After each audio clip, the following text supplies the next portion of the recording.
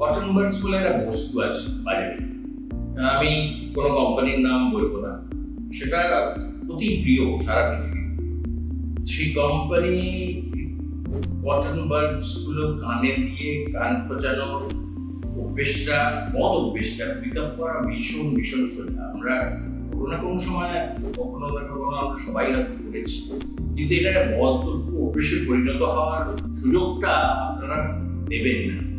গানটা খোঁজাটা বন্ধ করুন, কারণ গান খোঁজালে গানের যে ওয়্যাক্স, যেটা কিনা একটা ইউজফুল জিনিস, সেটার একটা অ্যান্টি সেপটিক একটা প্রপার্টি আছে, ওটাই ধুলোগুলোকে ট্র্যাপ করে খাবার জীবনের সঙ্গে সঙ্গে খাবার জীবনের সঙ্গে সঙ্গে ওটা আপনি বেরিয়ে আসে, ওটাকে ভিতরে ঠেলে দিয়ে কিন্তু কোনো লাভ। এবং আপনি যদি কখনো মনে করে বারের কৌটোটায় দেখেন, তাতে দেখবেন লেখা আছে যে not to be used inside the, তাহলে আপনি ইউজ করতে পারেন। তাহলে বিক্রি হচ্ছে কেন? সে তো সিগারেটও বিক্রি। ধন্যবাদ।